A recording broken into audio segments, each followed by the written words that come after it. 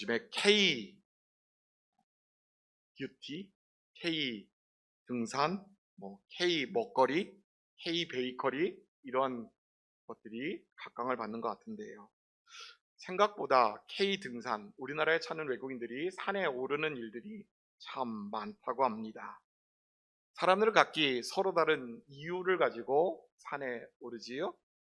여기 계신 분들도 아마 매일 남산을 산책하시는 분들도 계시고 산을 찾는 분들이 즐겨 계신 것으로 알고 있는데, 여러분은 왜 산에 오르십니까?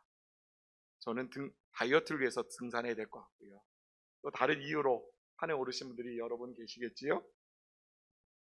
이 질문에 산이 거기 있기 때문이다 라고 대답한 사람이 있습니다. 영국의 등반가인 조지 멜러리라고 하는 사람인데요. 그가 1924년 6월에 세계 최고봉인 에베레스트 산을 오르던 중에 실종됩니다.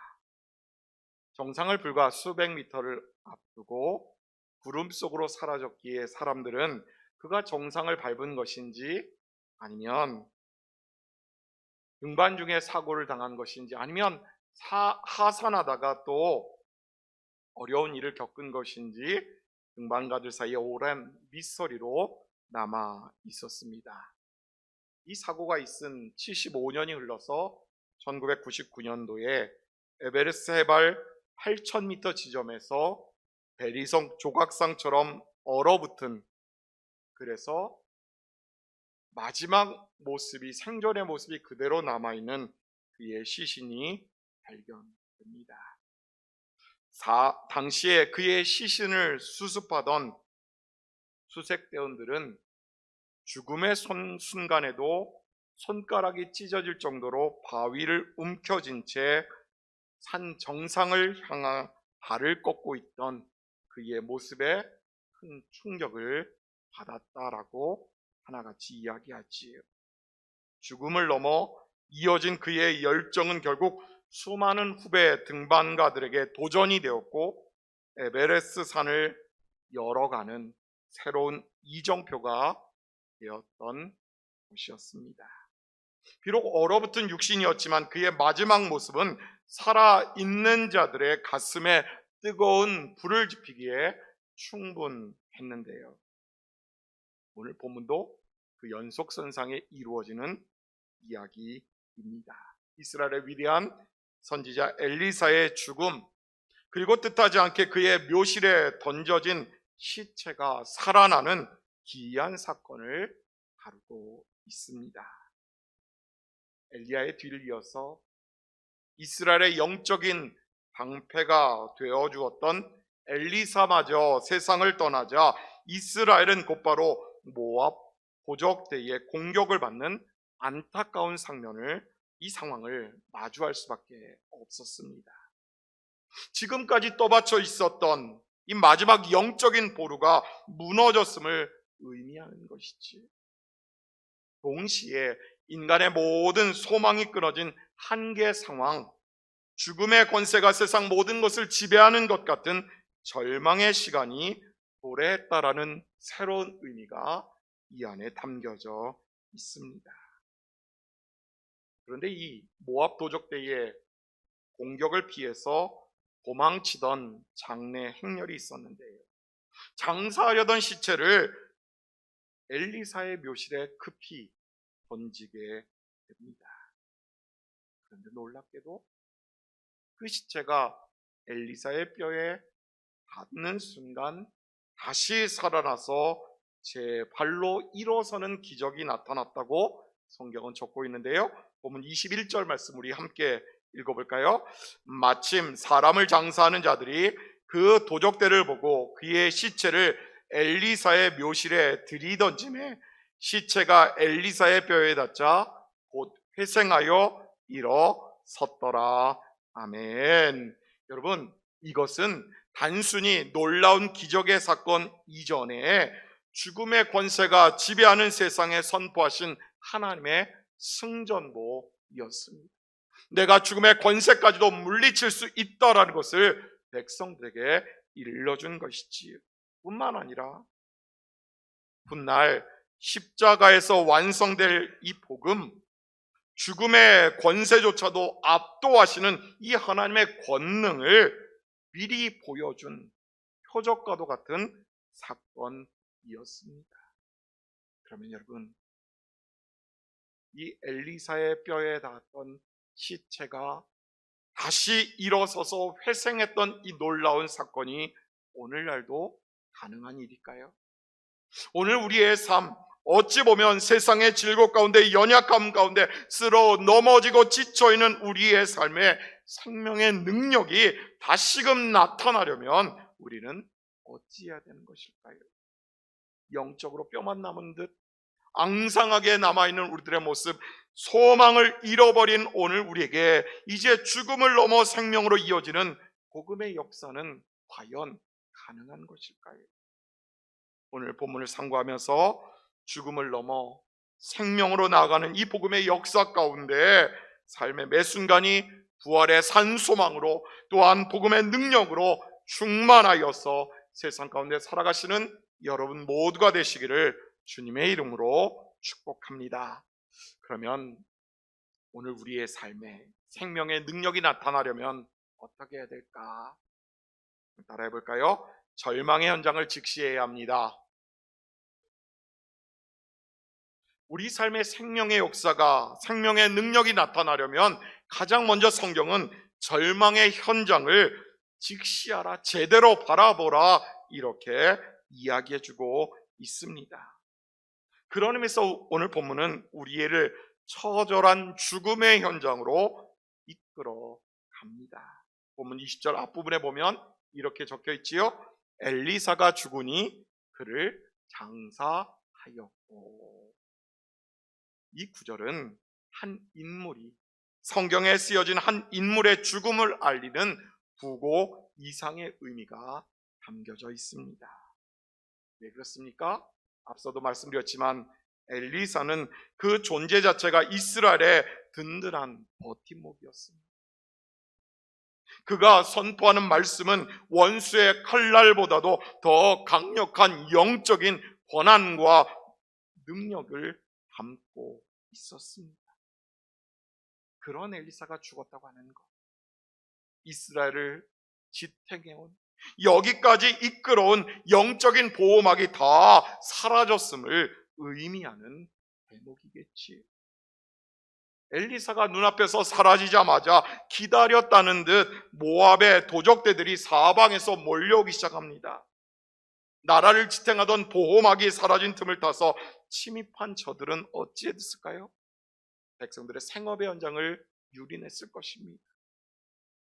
애써 읽어왔던, 땀 흘리고 수고하였던 그 삶의 현장을 한순간에 약탈해버리지.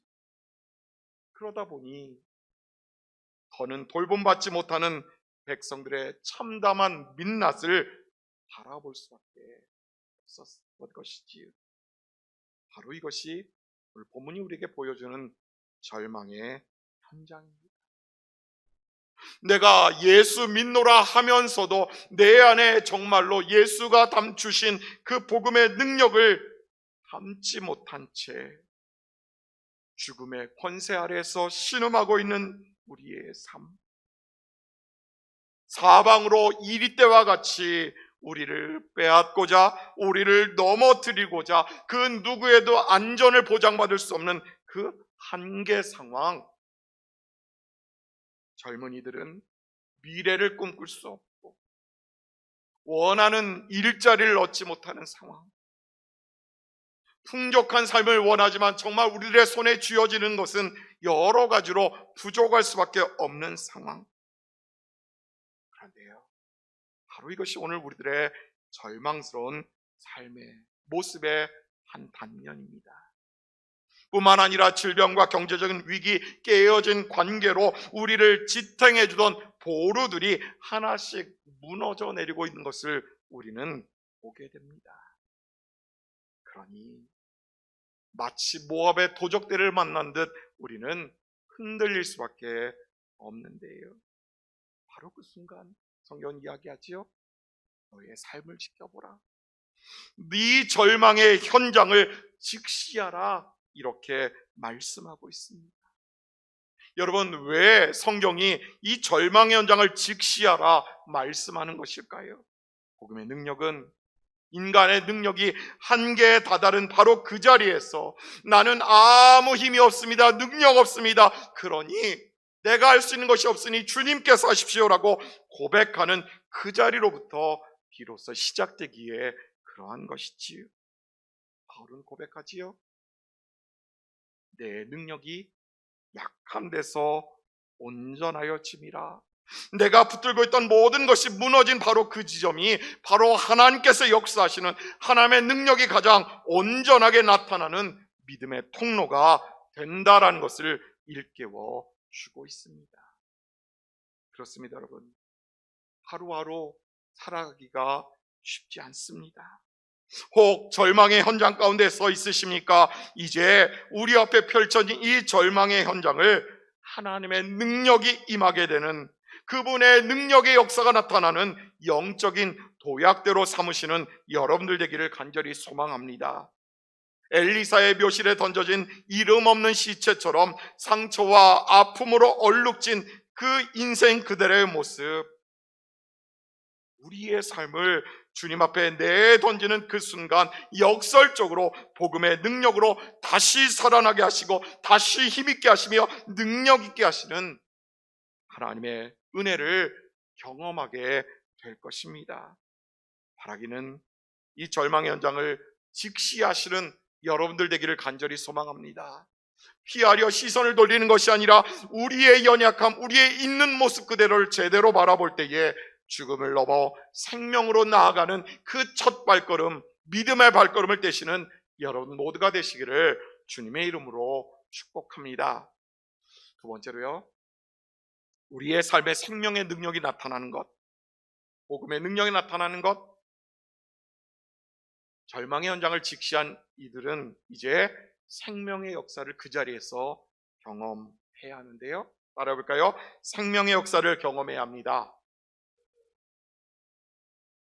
기적은 평안하고 순적한 자리에서 일어날까요? 절망의 현장에서 일어날까요? 절망의 현장에서, 다급한 가운데 일어나게 마련입니다. 도적대를 피해서 다급한 나머지 이 던져진 시체, 그런데 그 시체가 어디에 닿았다고요? 엘리사의 뼈에 닿는 순간, 맞닿게 되는 순간 성경은 이렇게 적고 있지요. 본문 21절 말씀 함께 읽습니다. 마침 사람을 장사하는 자들이 그 도적대를 보고 그의 시체를 엘리사의 묘실에 들이던짐에 시체가 엘리사의 뼈에 닿자 곧 회생하여 일어섰더라. 아멘.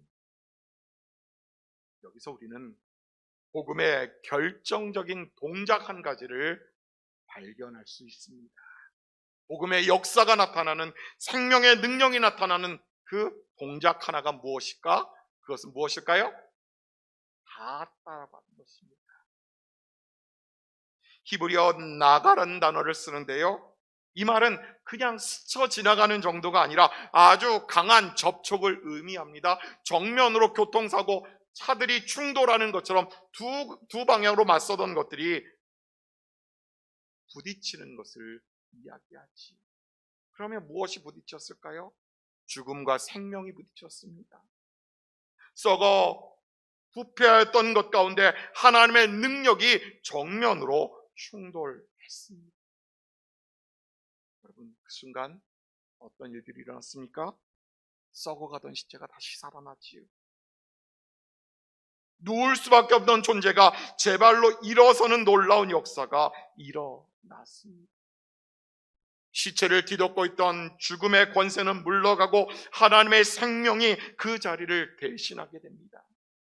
중요한 것은 엘리사의 뼈가 어떠한 능력이 있었느냐 아니라는 사실이지요. 하나님께서 바로 그를 통하여 나타나셨던 생명의 역사, 생명의 능력을 다시금 드러내신 것입니다. 어찌 그럴 수 있었을까요, 여러분?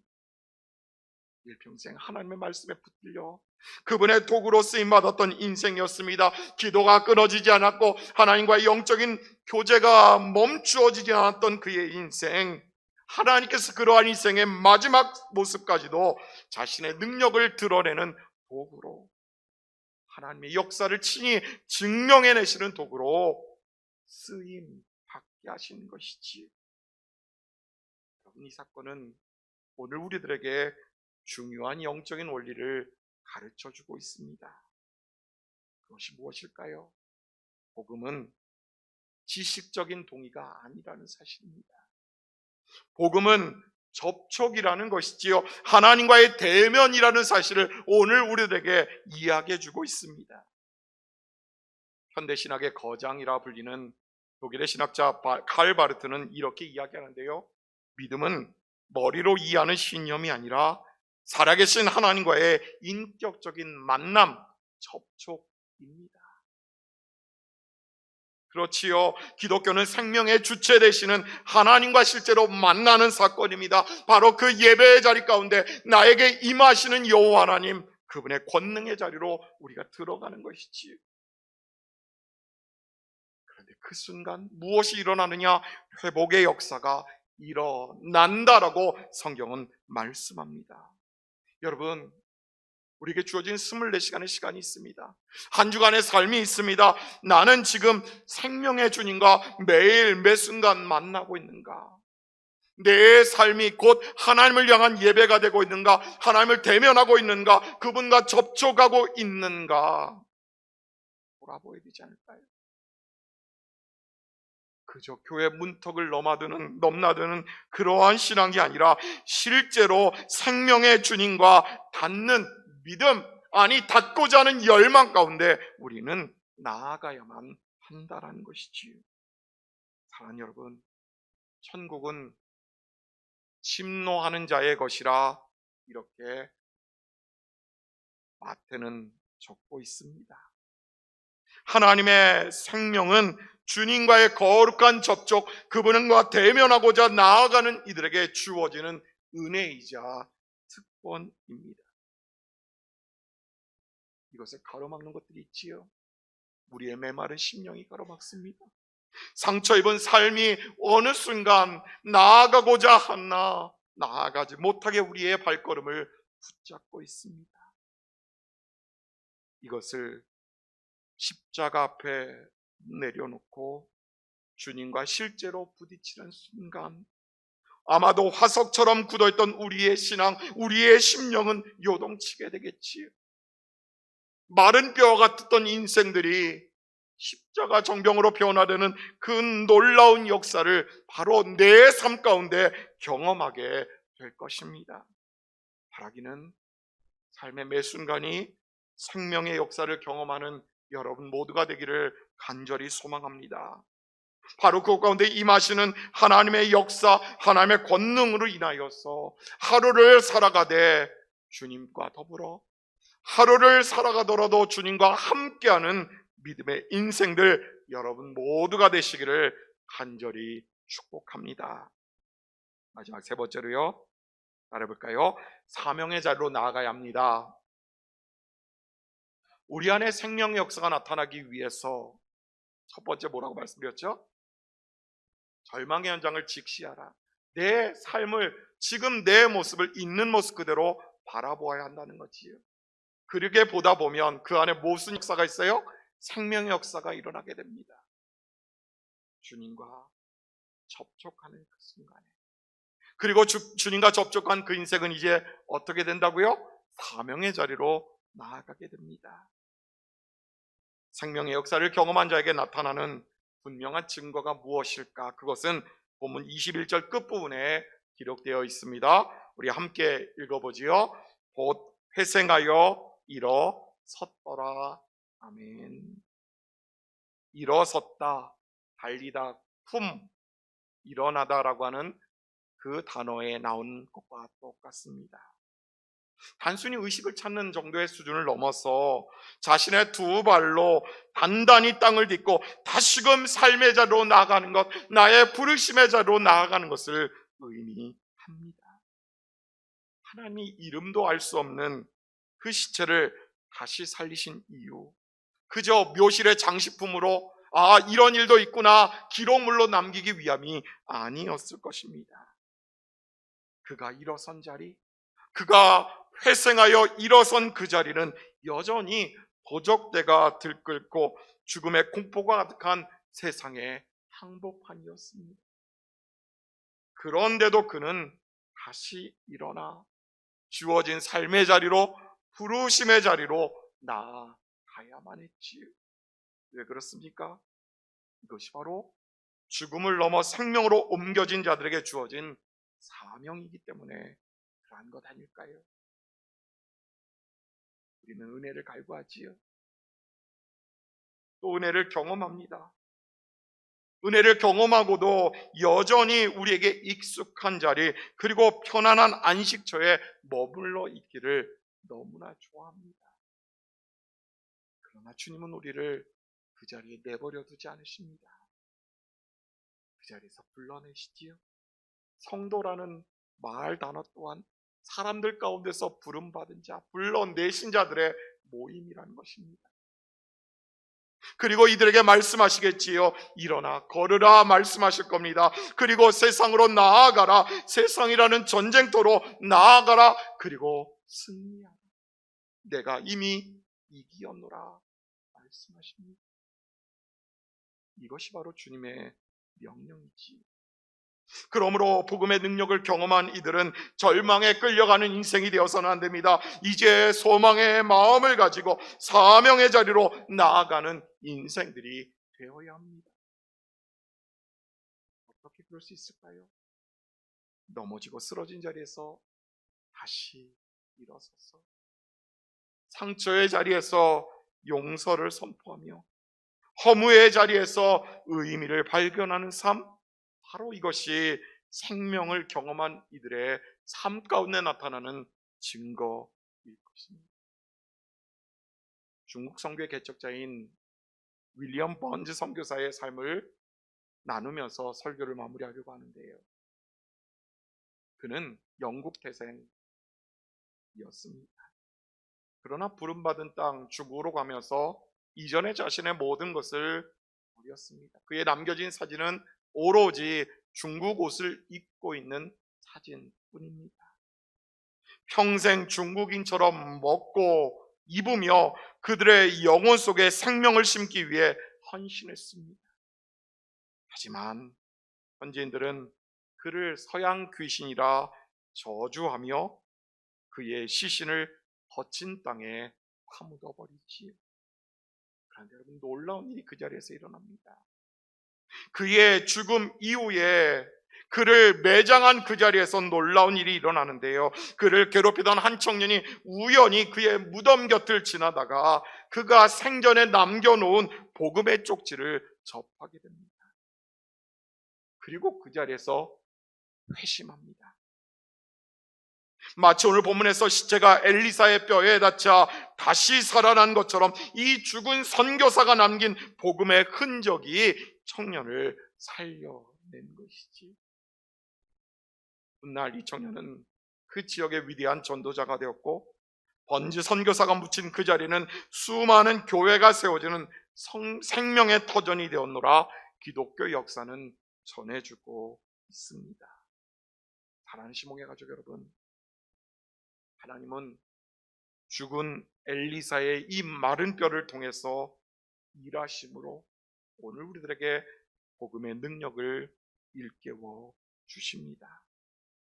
여전히 우리의 삶 주변에 보면 어둠의 그림자, 실패와 좌절과 낙심의 그림자로 덮여있는 그 삶의 현장을 마주할 수밖에 없겠지요. 이 절망의 현장을 직시하되 바로 그 자리에서 십자가의 능력과 부딪힐 수 있는 여러분들 되기를 간절히 소망합니다. 바로 그러면 그 자리가 생명의 역사를 경험하는 자리가 될 것이고, 그리고 그 자리에 다시 일어서서 이제는 사명의 자리로 나아가게 되겠지요. 죽음을 넘어 생명으로 이끄는 이 복음의 능력이 지금도 살아있음을, 나를 보십시오, 내가 그 증거입니다 라고 고백하는 그러한 은혜가 나타나게 될 줄로 믿습니다. 바라기는 우리를 가장 선한 길로, 가장 완전한 길로 인도하시는 이 주님의 생명의 능력을 일평생 누리며 살아가시는 여러분 모두가 되시기를 주님의 이름으로 축원합니다.